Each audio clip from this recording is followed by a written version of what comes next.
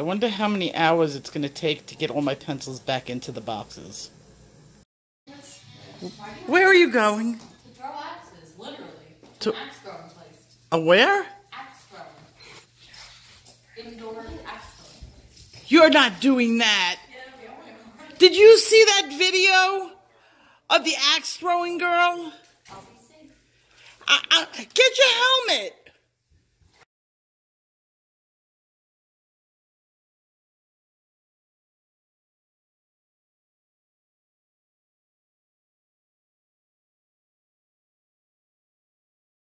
Hi guys, welcome back. Today we're going to be working on the butterfly.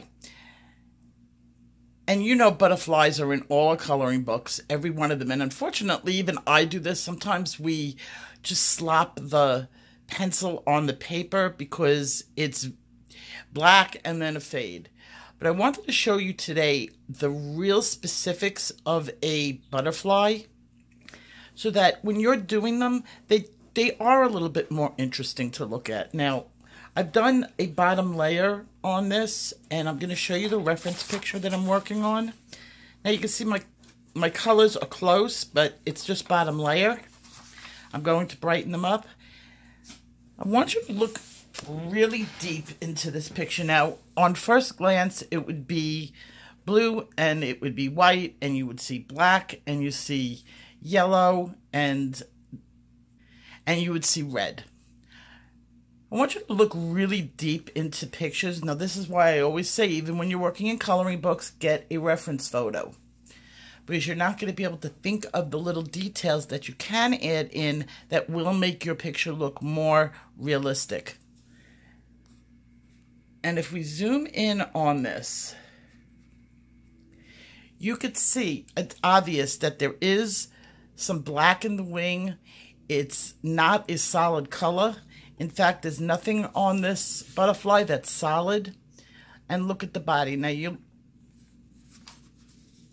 to really see this, the body may look black to you and all black, but it's not. It's black and brown. And for this color, I'm looking deep into it, and I'm seeing, especially on this, I'm seeing my black mixed with umbers, mixed with some beiges, which is way different than just looking at it and saying, oh, it's a black butterfly. This is where your brain has to turn into an artist. Remember when I say, color what you see, not what you think you see. And this is why a reference photo is so important, because you're going to be able to see. Whether or not you color the exact line in the exact place doesn't matter, but the colors do. The markings do. And the fact that you're including them in the butterfly, because also, just like leaves, butterflies are all different. So you really can't screw it up. No one's going to turn to you and say, oh, that's a horrible butterfly because it wasn't exactly like the reference photo. Most of you do not do photorealism, and those things don't matter that much. In fact, to achieve photorealistic markings is sometimes you don't have to follow exact, just close enough. Now, I'm going to take my reference photo away, and I'm going to show you my picture. Now, on here, I've got the bottom colors, and most of you would walk away going, oh, pretty butterfly, but it's missing a lot. And what I'm going to concentrate today on is doing this. And the colors I've picked for it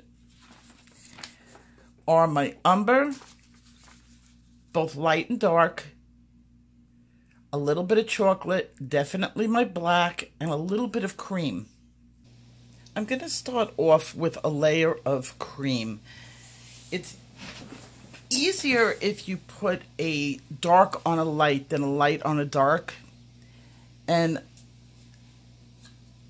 this is why I want to start with the cream.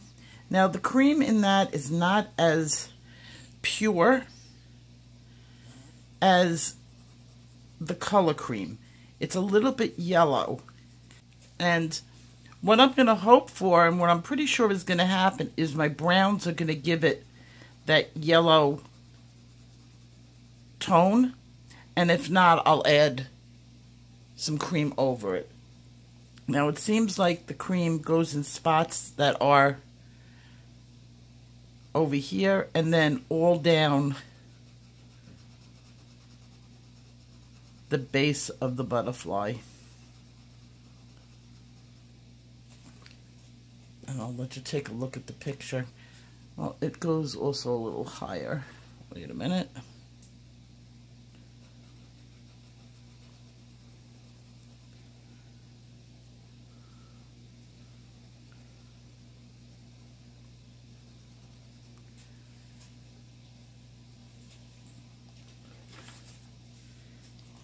And you could see it on here, the exact spots. It goes over here. It's definitely all over here and all down this side of the butterfly.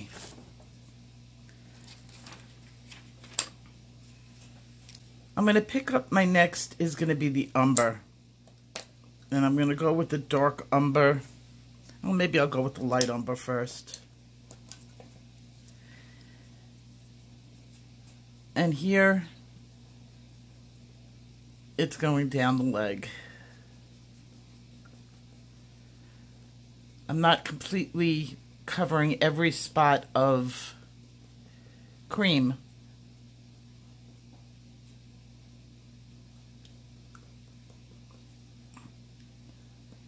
And remember, this is bottom layer.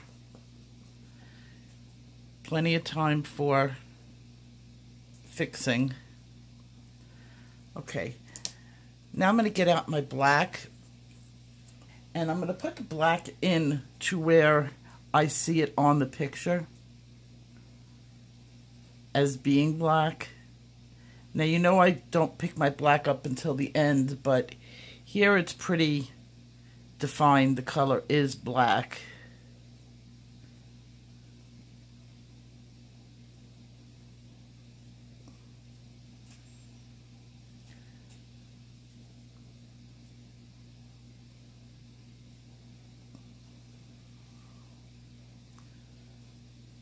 And it's funny because this butterfly actually has a black outline to it. And then it sort of has striations.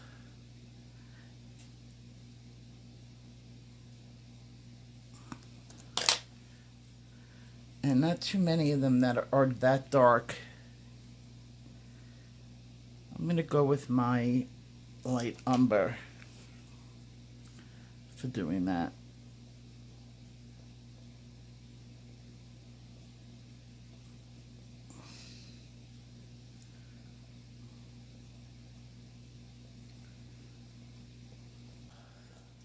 Getting out my darker umber, because it sort of has like a dark but not black area right over here. This is a combination of coloring by number without the numbers on the page. It's kind of what it feels like.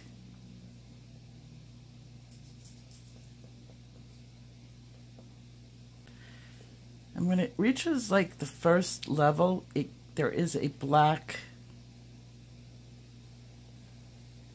thicker black band, I guess, separating the sections. And then there's another one over here.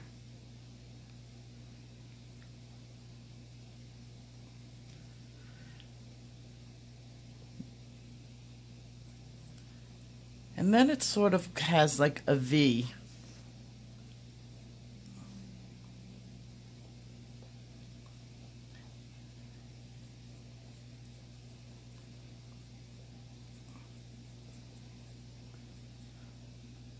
And that I'd really do in dark umber, but it's going to have black over it.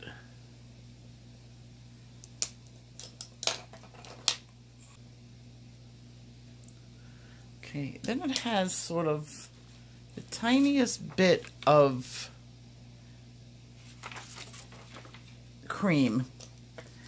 And I didn't leave a space for that. I'm going to get the color on over it, because that cream is really so dark that the fact that I'm doing it over will help that, because it's barely noticeable.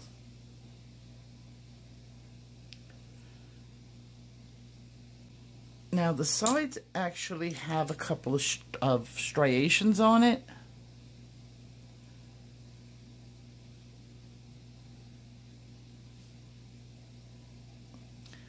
But they're so dark.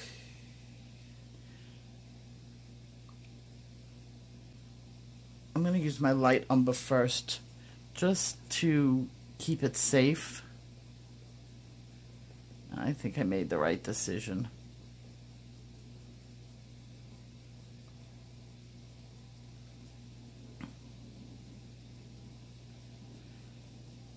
I'm not blocking out all the cream. And then I'm going to fuzz out.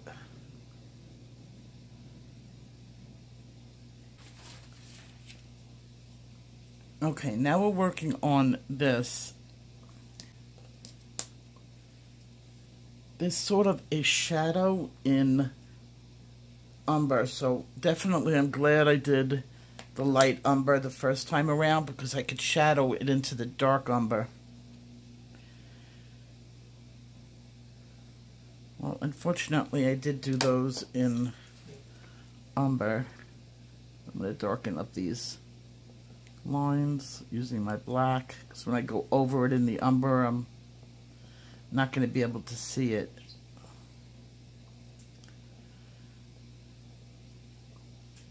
Okay, now I should be safe to use my umber.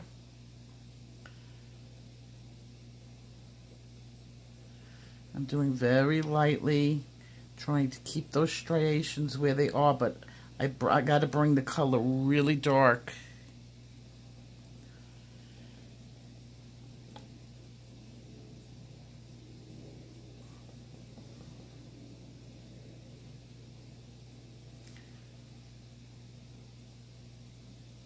I want to trick your eye into thinking that the body is black.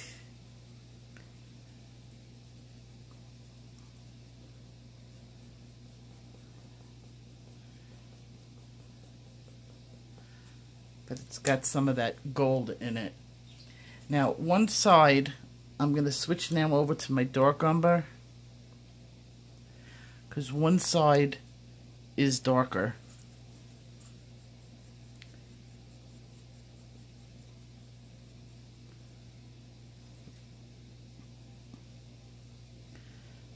Now, I wouldn't use my blending on this, because I want to keep those fine details. I'm also going to bring this further down, because it seems that this dark goes further down on its body.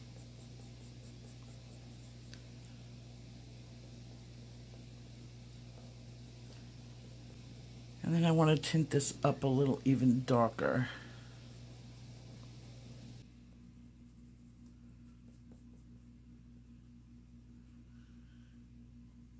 And the nice thing is I got plenty of tooth to work with. Now as I'm looking and working on the leg, there's cream, and it's a lot smaller than what I have, and then the umbers are going over it, and then there's a little bit of dark umber in there. So I'm going to do the same thing on here.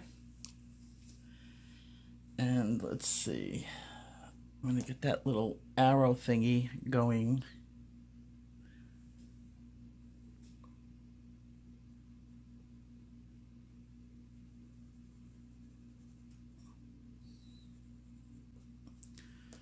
Then my dark umber.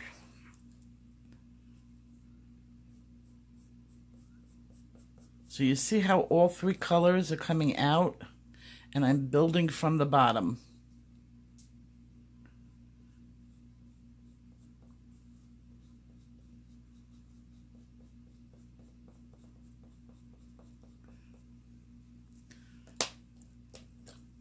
I'm going to just lighten going up.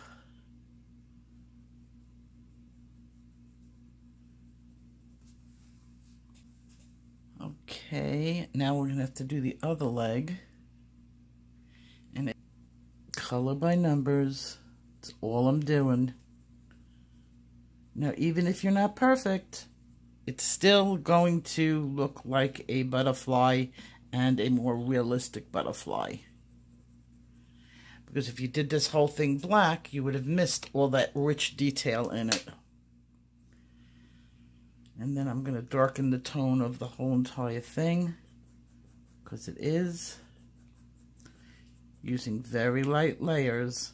This is the key to it. You can manipulate the colors by using very light colors. Now, the wings of the butterfly, I decided to do a little bit different. You can see the edges are not totally black, and I did them in black. And that's because I'm going to do a little trick with my eraser. Because it was so black with a hint of color, I'm going to remove some of the black with the eraser so that I leave areas on it that are stained. So I'm not starting with a pure white piece of paper. And I'm going to follow this hat a little bit more. Above all the dots, there seems to be a line.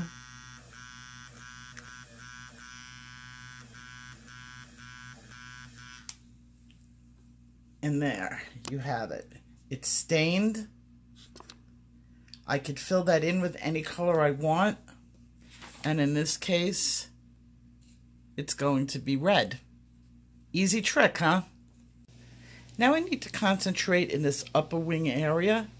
And what I'm going to do for that are light touches with the eraser on the dark black, which is going to give me that mottled look. And I'm going to make the dots in both white and cream. And that should do it. Then color in with the white.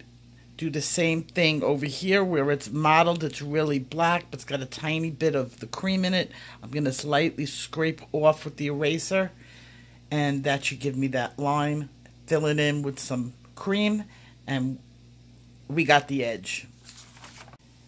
Okay, I just repeated the process on the other side, and now I'm going to start working on brightening up the actual butterfly. It's a little bit dull. I'm using my Holbeins plus my Aquamarine as the colors. Now, if you look on here, now I want my butterfly to be a little brighter than this because actually the photograph and not my photocopy is a lot brighter. And you could see that it's kind of dark and then all of this is much lighter. I want to really brighten up my colors, and I'm going to make this really dark and really light. It's my artistic liberty, and it's how I want my artwork to look. So I'm starting out with the bottom, and this is more like this is aqua, and what Holbein calls aqua. So I would go with the aqua on Prismacolor also as a comp with white and aquamarine. Beautiful colors. And in fact, I may even change over to that because I really like the aqua on the Prismacolor a little bit more than I like the aqua on here. And for the bottom layer, I'm not going to add much in the way of mineral spirits, but I am going to blend it out just a tiny bit, just on the bottom layer so that I can get that really smooth finish. I'm going to use a really tiny brush, and just in some of the layers,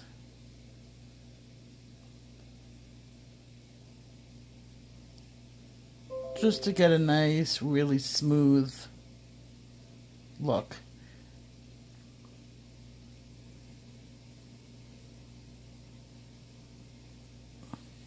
Almost feather-like.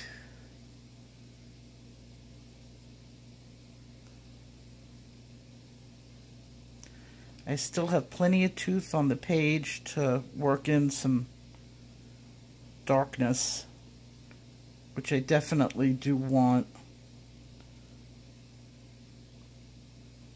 Now this step, of course, is optional. This is just a look that I want to give my picture. My brush is barely wet, so it's barely melting that wax. And then I'm going to probably break out Prismacolors because I do definitely like the color. The Aquamarine with the aqua from there, the other set.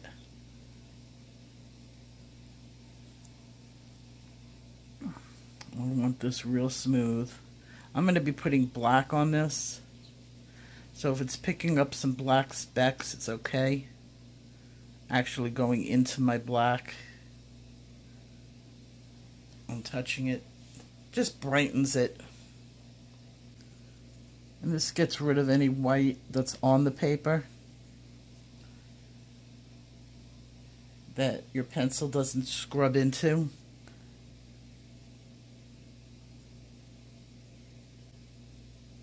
Going a little heavier with the mineral spirits over there. Not too heavy. Sometimes dries in less than 20 minutes, especially when I use just a little bit. But you don't want to work on wet paper at all. Okay, that's a nice base. I'm going to definitely darken up those areas, darken up over here, keeping this area light, but I am going to add a little bit more color to it. Okay, I'm going to take some artistic liberties, and I'm going to add in cerulean blue. It's not in the photo, but I want the darkness, I want the richness added to the picture. And just on the edges, you see that color was definitely not in the photo, but I want it there.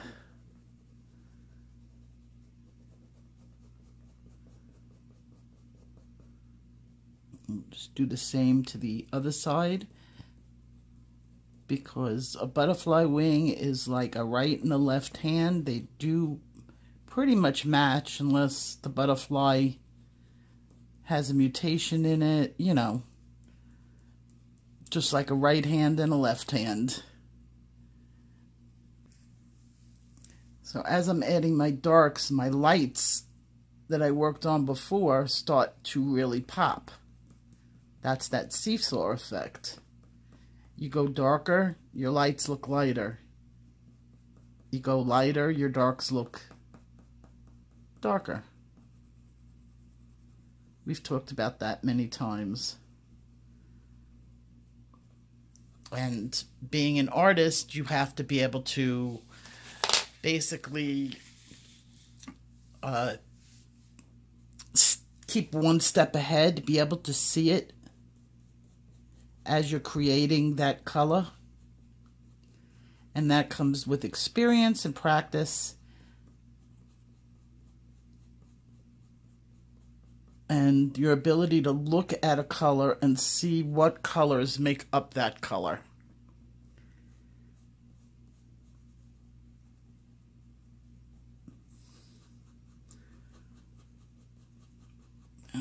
Get my Aquamarine out.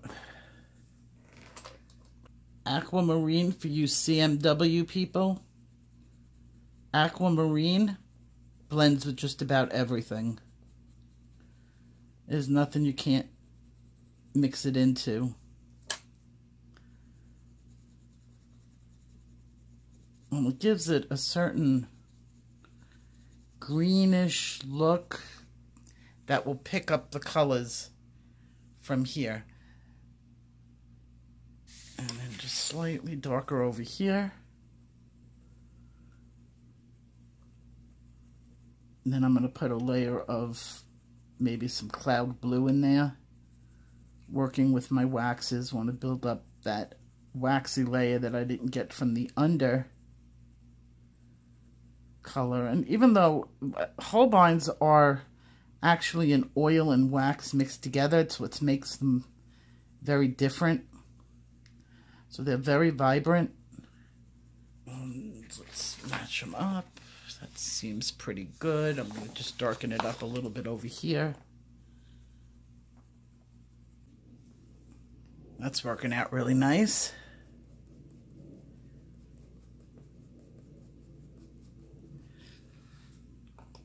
And I'm going to get out a light blue.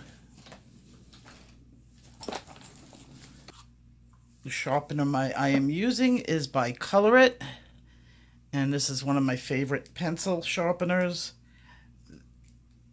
Very easy to use. Needs to be emptied. It works best when it's empty, so I empty it very frequently. That's what a lot of people have problems with their erasers, their sharpeners, because they don't realize how often they have to empty them. So I sort of have a little bucket here that I'm putting my shavings in. Just go, twist like 3 times.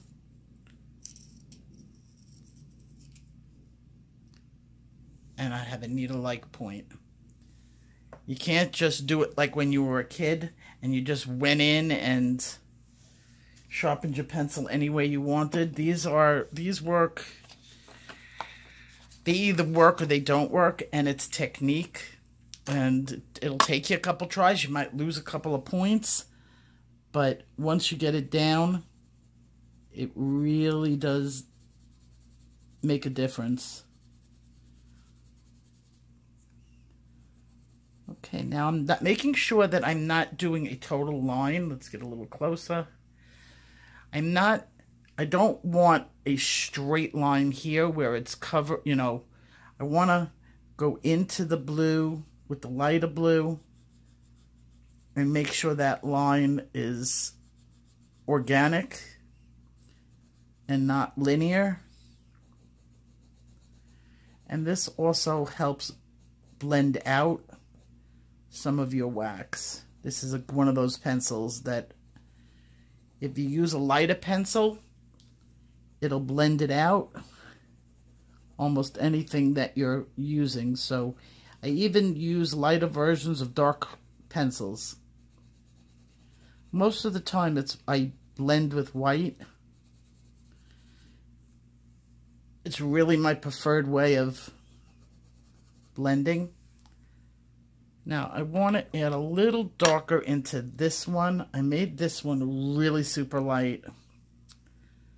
So, let's see.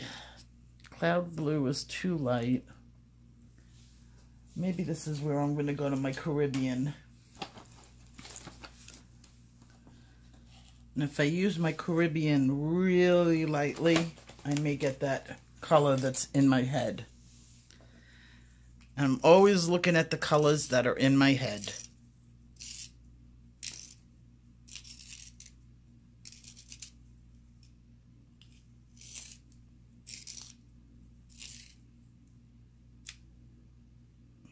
I want a super point.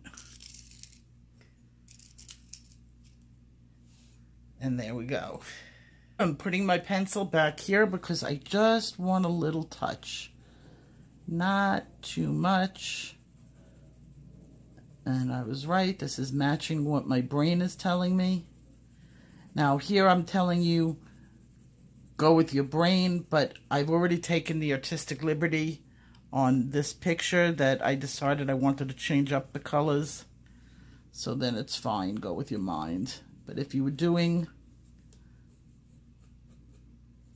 anything else that, say, you're using photorealistic, you're doing a portrait where you don't have the ability to use artistic liberty, then going with your brain is not a good idea. Now, I already have layers of aqua on there. It might look very white, but it's not. I have layers of the lightest color in the Holbein. It was almost white. And then I have a layer of Derwent white, Chinese white. The pencil I'm always telling you guys you got to own. I'll leave the URL in the description. For some reason, that white will go over. It hits my paper when I even don't think I have any tooth left. It always gives me a drop. And if I lose tooth in an area, you can always go and use your, this is Extra Tooth, and it's by Brush and Pencil. This is not a sponsored video. I don't earn anything by telling you about it. This is just one of the products I love. And I can just take it like nail polish, put it on, wait for it to dry at least 15 minutes, come back, and I've got another layer of tooth on my page. I also have it in a spray when I want to do a whole picture, large areas, but I don't like the spray as much as I do like the touch-up. There are products, I'm going to do a video on products I would buy a second time, and the touch-up I would buy before I bought a whole can of the spray. And that's just my opinion, the way I like it. It reacts different on different paper. So thicker paper, it does way better on. But in the coloring books, I found that the least amount of warpage that you get on a coloring book page, the better you are. Keep going until I like what I see. Now you see how I'm putting in all these little imperfections, and it's becoming harder and harder to tell if this is a ding dong. I think Amazon is here. I don't know when well, I can't say I don't know what I'm getting. I'm getting something. I hate when Amazon comes twice in a day. That was a package for my daughter. There's never a day that Amazon isn't coming to my house between all the people that live here.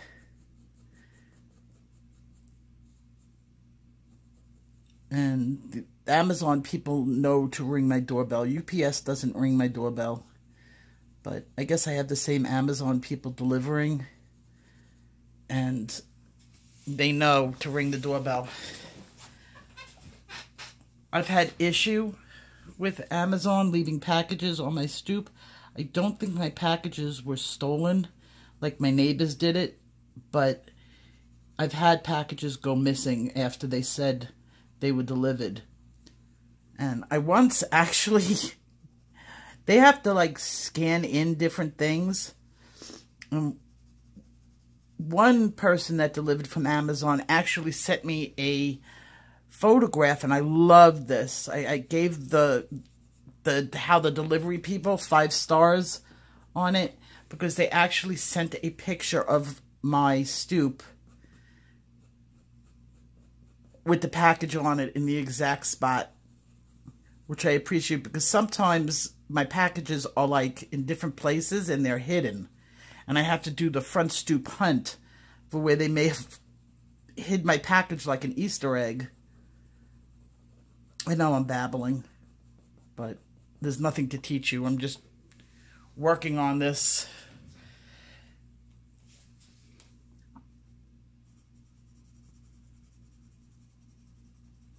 This is also, I want to give a shout out to Melody Trotter. Hey, Mel. There's never a week that I don't get something from her. Her pictures are really coming along nicely.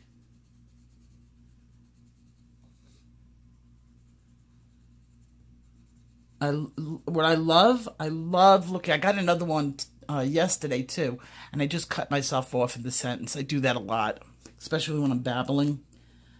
I got a picture. Somebody did the trees from Disney, and they sent me a picture of it. And it was a picture that was half with them doing it, and then they used my tree method And what a difference. What a total, absolute. One looked like trees. One that they did earlier looked like a blob. And that's a big problem in that Disney book, that it's very hard to see or know to color it differently. So if you haven't seen that video, go back, because the tree method, the tree technique that I used really makes trees look like trees instead of background blobs. Okay, now I'm going to use my black really, really sharp. And whenever I want to get sharp, I use my Color It. This is not sponsored, by the way. I'll only tell you when I really like something. And the Color It sharpener used to be, like, I didn't like it when I first got it. And then I finished a whole picture getting frustrated, used up half the pencils they had given me to test, breaking off the points, very frustrated. And then I found their directions. Once I found their directions, what a difference. It became like my favorite pencil sharpener. I get those tight points that I want when I'm doing tiny detail. I'm taking a little bit of artistic liberty on this also, because it's the way I want it. On the real photograph, there was white lines also, but I'm not going to include the white lines. And I don't want to do it heavily. I just want you guys to see a difference in the tone where it buckles in. And these are structures. These black lines are structured on the butterfly itself. So I'm not, this isn't a shading thing, this is a structure thing. Oh, if you're using pencil to mark in something, make sure you get those pencil marks out, and you can do that by varnishing. And you have to make sure those pencil marks are gone. It makes like an indentation. There's some people that actually do very fine detail work. I'm not a fan of it, but it's grown on me a lot, the technique, because I see where it could be a help. You could do, this happens on hair, and it works really, really well on hair. I should demo it. When you want microscopic lines that are white in the hair, you use a pencil first, or not even a pencil. You can use I might have one on my desk. I know it's around here somewhere. It's a dotting tool for your nails. And you could scratch your paper ever so slightly. Here it is. You can get these two off of Amazon, these dotting tools. It makes like an indent in the paper. And when you go over it with a darker pencil, it'll leave a line. So say I want to do some lines in here. Well, I really need some white to demonstrate it. Okay, here. I'm going to go over my lines with the dotting tool.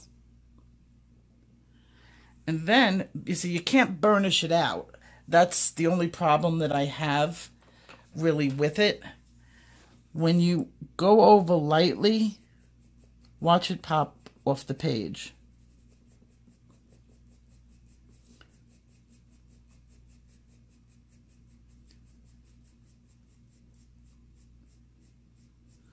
Look how nice that is. Now, the only drawback on it, and I'll zoom into that, the drawback on it is that you can't burnish those lines. You can't go over it again because you'll actually take the line out. You want to leave the scratch in the line, and it does work. This technique does work. A lot of artists use it, and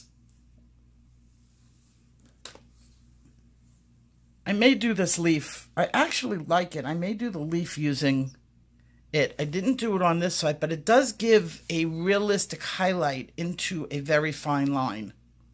So that definitely works. Again, here it is. Now you could see on the butterfly right there, this line right here, that I have a scratch mark into the paper. It's actually damaging your paper, but not to the point where it's like no good. Remember I told you once you damage your paper, it's not creating a hole, and that's why I don't recommend using something sharp. The ball tool, it has the little ball at the end, you can see, and so it won't cut into the paper, but it will create that fine indent that you kind of like. So now over here, I've got one, but that's because I put the pencil there originally, and the pencils do the same thing. So to get that out, because I don't want it there, all I have to do is, oh, I have my black. All I have to do is a little heavier line, and it's gone. So this is definitely a good technique. One I have not used often enough.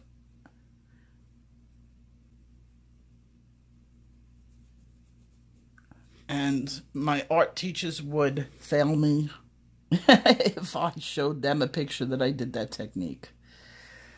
They would totally just say, no. Back in art school, I wasn't even allowed to use a blending stump. And it's weird because my daughter went to art school, and they would definitely tell her to use a blending stump. Okay, so now I'm going to start putting in my black into the paper. Now you could see, I'm going to go real close. Not too much. Tapping down that tooth.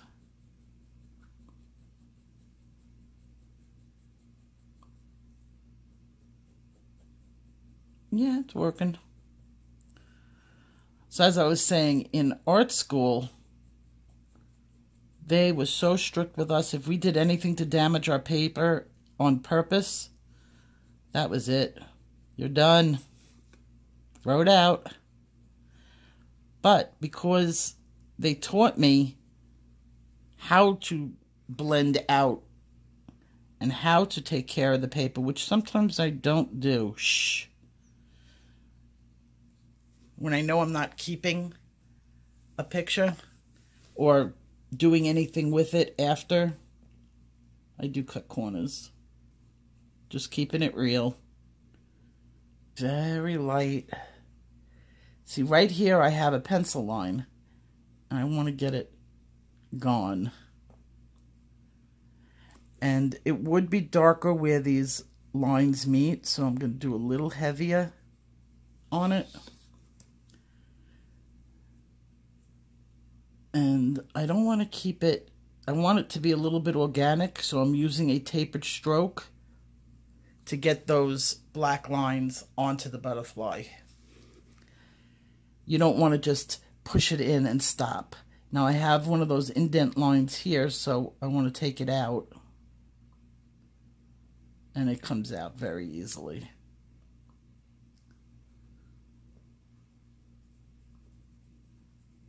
See right there?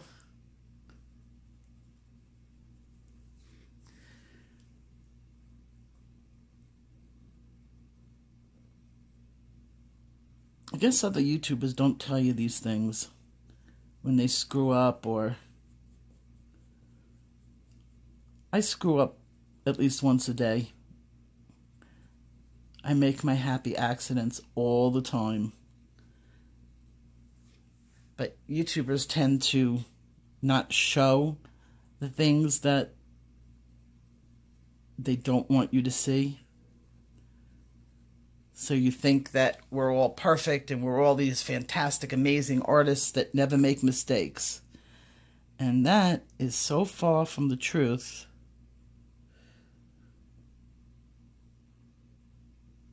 I have just as much footage on the floor of my art room than I do that I show you. Okay, I'm liking that. I'm definitely adding in more lines than were on the original.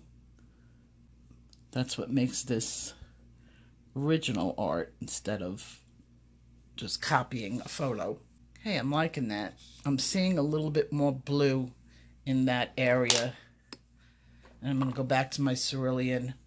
It's just something inside of me saying add in the blue, and then it's got some black in it. Just a very light touch. Whenever I hold my pencil back there, you know I'm using a very light touch on it. So now you can learn to appreciate those butterflies that are in all our coloring books. There is no reason you can't be doing this with the coloring pages that we get.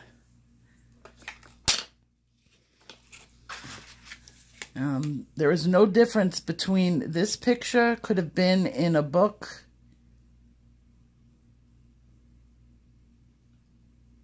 and there are butterfly books on Amazon. Just watch. I know some artists say it doesn't matter, but I would not I would not waste my time with a crate space book. The paper. A lot of independent coloring book artists use it, and that pisses me off a little bit because we're adult coloring, we're not children coloring. And don't take us for fools. Quality of the paper does matter. It's one of the reasons I don't buy cheap books. Although I do like the art in a lot of, that's what's kind of on the scary, like the sad side is that I do like the art in a lot of the less expensive books, and I've learned to always copy the page. Because there's just certain times, like this one book I have, I don't want to mention it. I loved the artwork, but no matter what, even down to the varnishing of the paper, I still got little white flecks. There was nothing I can do to remedy the situation. It needed mineral spirits, and at the time I was a little bit, if you've noticed, my attitude towards some things have changed a lot. I used to be very anti anything because I liked the look of a coloring book look, but I really changed and evolved, and if you're not changing and evolving, you're stagnant. And I've changed my hardened ways as I started going back to using pencils and doing original artwork. And you guys know I'm new to doing original artwork with pencils. I was a graphite artist, and there I didn't do anything in a coloring book. I did all my own art. Am I telling you too much? I probably am, because this is taking me a long while. And I've been told two different things. Don't babble so much, just stick to the facts. Sometimes you're just working and you don't want to hear, I'm making a stroke here, no. Just babble so you guys can relax. Not that my voice is relaxing, which some people say it is. They like my accent. I think it's awful. That's just my own personal opinion.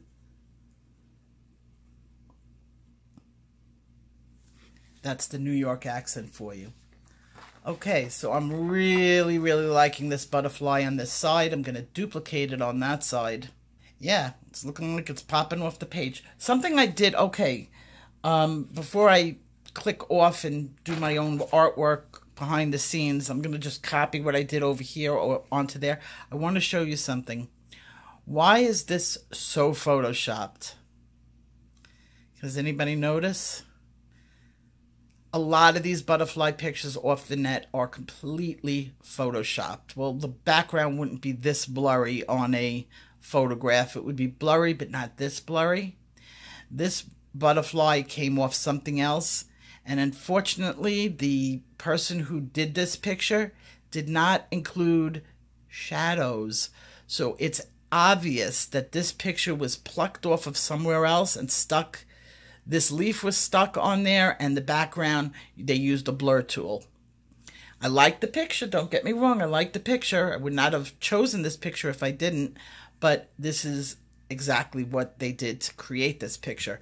So what I did in my artistic liberties is my picture has shadows, and you could see them down here.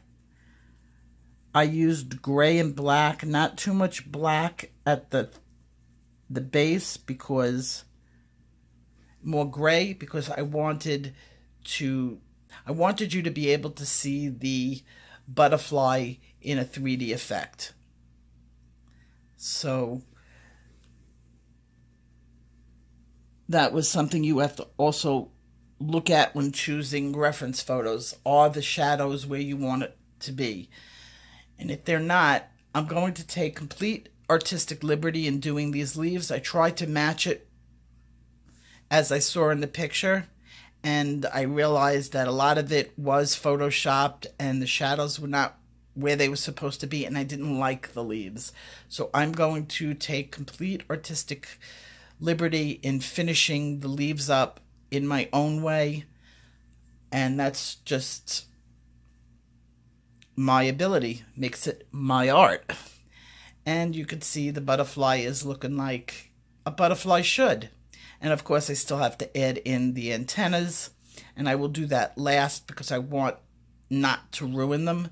I don't want them to blur out. I'm going to use a very fine, I'm going to probably use the Holbein or my Polychromos black. I'm not going to use the Prismacolor black, although I'm using the Prismacolor black on here. I want it to be slightly fuzzy because it is, of course, a softer line. It's just a black soft line. When I do the antennas are a complete structure in its own. It's not part of the leaf. So I'm going to do a very hard line with that, and that's going to take a very hard wax pencil or an oil pencil to be able to create that illusion where it's up. And I know it's nitpicky here and there what you see, but every little thing counts if you want your pictures to look good. So I'll see you guys next time. Take care.